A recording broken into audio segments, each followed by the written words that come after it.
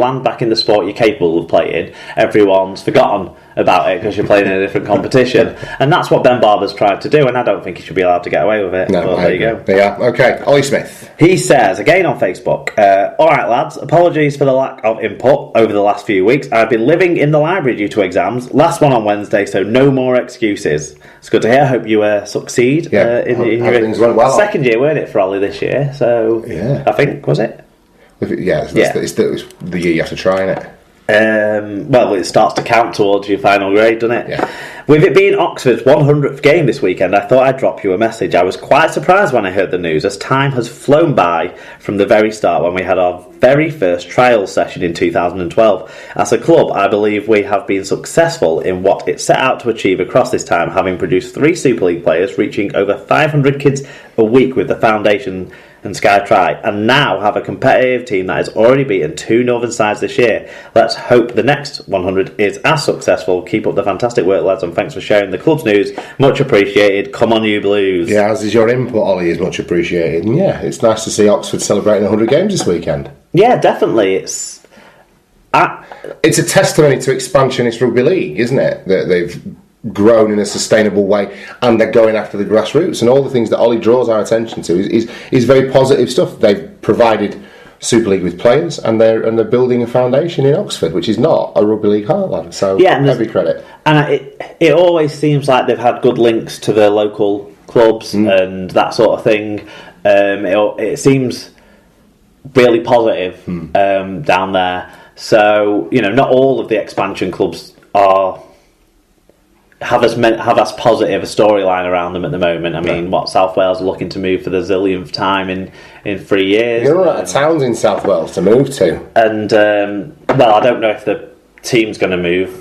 I just saw something about them relocating. I thought, yawn, seen that before. Not reading it yet. But I'm led to believe there might be a stadium in Bradford that could be up for grabs. But there's, there's similar stories around what's happened with Hemel and stuff. And it's just, the more these clubs establish themselves and perform well, the better for the sport. Yeah, there you go.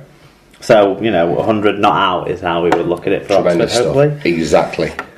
Finally, Neil McEwen said, at Neil McEwen 4600, if you want to get on him on Twitter, he said, now then, lads, in the review of Wigan Saints, it was very interesting to hear Sean Wayne growling and finding out he's known as Princess. Yes, very good. Well, regular listeners to the show will be pleased to know that Princess is now back with her owner, and Yoko Ono has some prep to do this week, so she's at home tonight. It is a relief to not have an audience for my bright, shiny red forehead. Well, yeah, I mean, to be fair, she's been nothing but an enthusiastic supporter of the Super League pod since we've known each other. Princess. No, Princess is a bit of a prick, to be honest with you. Princess is a spoiled little fucker.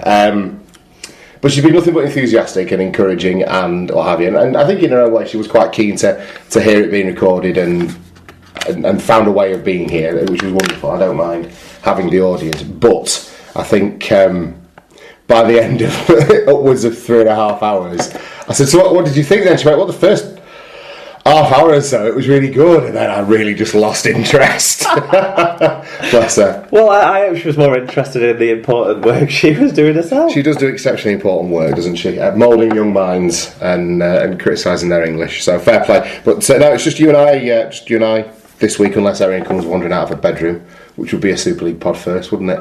So yeah, usually we manage to edit Erin out. She's full of shit as well. She tells such lies. She'll say like, I heard you and Uncle Mark talk. I'm like, there's no way you've heard me and Uncle Mark talking so loudly that you haven't come out of your room to see Uncle Mark. Because me and Uncle Mark have got the same colour hair. Yeah, so we're both scared of the sunshine. Yeah, exactly. I had to explain to her the other week why you don't like birds. How did that come up? Because a seagull flew past the front of the car. And she went, I don't like seagulls. I went, your Uncle Mark doesn't like birds, full stop, mate. And, well, why not? I said, well, you'd have to ask him, but I think it's the flappy wings and pointy noses. But they're terrifying. There's nothing to be scared of with birds. There's a big swan situation at the canal. Oh, fuck a swan, mate. Swans aren't birds. Swans are the devil. Fuck a swan. I wouldn't. No. I wouldn't even try. Break a man's arm with its wink and a swan. No, thanks. Right. Swans and geese I don't like. Anything for me. Yeah. Yeah. Sparrow, Finch. Sparrow. A robin redbreast alighting upon a twig in winter. Yeah. Terrifying stuff. All the way up to eagle owls. None of it. Nothing in between. Not having any of it. What about a penguin? How do you feel about a penguin? Well, I do think flightless birds are slightly less terrifying. What about emus? Yeah, well, that's a different story, though, isn't it? They're flightless. Yeah, but the speed they can get up to, they might as well fly. I'm just trying to mess with your psyche over it. Okay, that's the feedback and shout-outs taken care of before we get into any more fears of Mark's. Is it ornithobia? Yeah, there you go. I don't know. Whatever, but it don't matter what it is, you don't like them. No. Okay, that's your feedback and shout-outs taken care of. Let's take a look now at news from around the world of rugby league.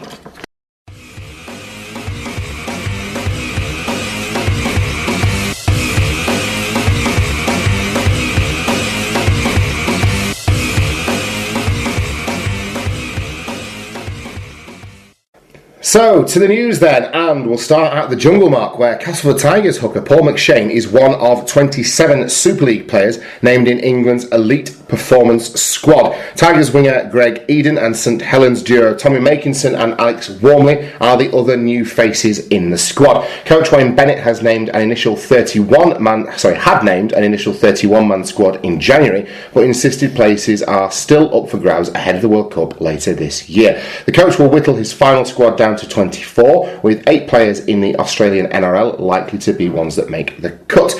The total number of the squad has been reduced, but that's not to say the door isn't open, said Bennett. Myself and the staff are monitoring and watching players every week. We ask them to do their best for their club, improve as a player, and work on the little things that will have a big difference come October. Of the initial 31 named in January, second rower Joe Greenwood has moved from St Helens to Gold Coast Titans, while Leroy Cudjoe from Huddersfield, Danny Houghton and Jamie Shaw from Hull FC, Kyle Amor and Matty Smith from St Helens, Brett Ferris of Leeds and Sam Tompkins of Wigan have been omitted from the 27. There are 3 scheduled meetings for the squad between June and September, while England have confirmed they will play a World Cup warm-up game in Perth, where the squad will be based before the tournament. They will play an Australian affiliated states side made up of players from Western Australia, Victoria, South Australia and the Northern Territory on October the 20th of this year. And that squad in full then, the England Elite Performance side, is Greg Eden, Luke Gale, Zach Hardacre and Mike McMeekin, Paul McShane and Michael Shenton, all from Castleford Tigers, Jermaine McGilvery of the Huddersfield Giants, Scott Taylor of Hull FC, Ryan Hall, Stevie Ward, Callum Watkins of the Leeds Rhinos, Johnny Lomax, Tommy Makinson, Mark Percival, James Roby and Alex Wormsley from Saints, Kevin Brown, Darryl Clark, Mike Cooper, Ben Curry, Chris Hill and Stephen Ratchford of Warrington, with John Bateman, Joe Burgess, Liam Farrell, Sean Lockwood and George Williams of Wigan making up the rest. Any thoughts, Mark? Anything leap out at you? Well, Farrell's in. Farrell was always going to be in, though. He was you were worried he wasn't going to be in. You were worried that. No, he's just not going to pick him for the squad because he doesn't know what he's doing with that position. It's a surprise that Joe Greenwood's doing okay enough in the NRL, getting selected to start every week and not being being taken out of the elite performance squad. That's a bit weird. All of the other players, other than Kyle Amor, who've been taken out, have had sort of, and Jamie Shaw actually. So Cudjoe, Houghton, Smith, Ferris, and Tompkins have all missed quite a few games this season. I think it's a little bit fair on Sam Tompkins to be taken out when he's not played at all through injury. So it's not like performance has taken it. Well, sometime towards the end of this month is the expectation, potentially. Right. Potentially the Warrington Cup game, but more likely Huddersfield or Widnes after that. For it's the latest update I saw. But when you think that Curry and Bateman haven't suffered that same fate of being taken out when they've not played a game yet this season. Other than that, I guess. Oh, hold on. Joe Greenwood, has he been taken out then because he's in the NRL? That makes sense now. Because no other NRL player gets named in this squad either, as it's a squad to group up. So ignore what I said about Joe Greenwood. He's probably going to get in. It's not. He's still around the thought processes, isn't he? This is for the group to get together with Betts and Anderson, isn't it? In this country, I forget. Sorry, it's also confusing because this squad of 27 has got to end up in a 24-man squad that's going to feature 8 or 9 NRL players. Right, so half of these people aren't going to be there, are they, in the World Cup? True. Look, it's good to have a big group and get them together. It's obvious that people like Eden, maybe Liam Farrell isn't going there, and McShane have to be in there for what's happened in the first half of this season. I'm surprised that Lomax has stayed in there because he's not played a lot as well, like some of the other people who've been pulled out. I'm very surprised Mike Cooper's still around the side because he's not been performing that highly, I don't feel, to be in and around this. But yeah, no real surprises. Not really, no. Okay. Lee Centurion's prop, Damon Weston, has announced that he will retire from rugby league at the end of the 2017 season and move back to Australia. The 30-year-old was contracted with Lee until 2019, but will move back for family reasons. It's time to put my family first, he told the Lee Centurion's website. My wife was always going to go home with the kids at the end of the year, as our youngest is starting school, and there's no way I can stay over here for another 2 years without them. I'm determined to leave on a high, with the club having cemented its place in Super League. Good luck to him. I've got a fair bit of time for Dame Weston, given all his charity work and stuff that he's done since he got really involved with the Lee Centurions. Seems like a good community kind of bloke. Yeah. Maybe it might have been a different decision if things had gone well for him on the field in Super League this year, but he hasn't really been a force. But I wish him the best, and I hope he can find some sort of club somewhere to continue his career, because he'll have a couple of years left in him, I would suspect. It says retired from rugby league though, so I wonder if he's planning on not playing anymore. Maybe just then, good luck to him in his future life. There you go, absolutely. Warrington centre Reece Evans. There you go, it's alright, mate, don't worry about it. I switch off during the feedback usually. Warrington, to be honest, this week I have switched off during the feedback, because while you're doing that whole Dave Pye bit, I was writing down the names of older players. Not that we don't listen to our listeners, Dave? Warrington centre Reece Evans will miss the remainder of the season with a shoulder injury. Tony Smith confirmed that the Welsh international, who has not played since the beginning of May, will be unable to return to the field this season due to the problem. It could bring a premature end to Evans' stay with the Wolves, with his contract set to expire at the Halliwell Jones following the conclusion of this season. Evans has made almost 100 appearances for the club since making his debut in 2010, and he had been in tremendous form, hadn't he, at the start of the season, so he's a big miss for this Warrington side. Well, it's a shame. Continues to be another one that they miss. It's a shame, and if Toby King was fit, it wouldn't be a problem, because I think Toby King's a superior player to him, and I think that's why Reece Evans will be allowed to leave, because people like King and Levette are ahead of him in the order. I've always been really impressed with Reece Evans when he's played. Though he's got a ton of shoe, works hard defensively. I like him. I think he's a there or thereabouts player. I don't think he's a top tier. I don't think he's elite and top tier, but I can't fault his work rate. I think he'll do a nice job in that right centre spot when Chris Bridge retires at the end of the year and Witness. He pulls off to Witness. That's my guess. What Witness going to do for unhinged psychopaths when Chris Bridge? Oh, hang on, they've got Ronnie Chase. Right, you're okay. Mark Minicello has agreed a new 1-year contract extension at Hull FC this week, which means he will remain with Hull FC until the end of the 2018 season, taking him through his 36th birthday and beyond. Oh, spoiler! Already got it written down. First name on the team sheet, Mark Minicello. He has been in great form this year, and to be fair to Minicello, he's been very, very good ever since he crossed over to this side of the world. So fair play if he thinks he's got another go around at him. He certainly has. Certainly looks in good health, doesn't game celebrating his new deal this weekend. Yeah, big time. Dewsbury Rams and Batley Bulldogs have agreed a swap deal that will see Jason Crooks join the Bulldogs and Macaulay Hallett go the other way to the Rams.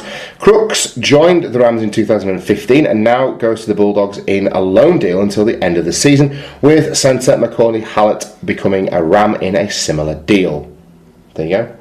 One needs a winger, one needs a centre, swap. Yeah. It's about right, isn't it? Well, I don't know why anyone wants to take Crooks. I don't think he's been doing much, has he? Has he been? Yeah, that's why he plays for Batley and Dewsbury, mate.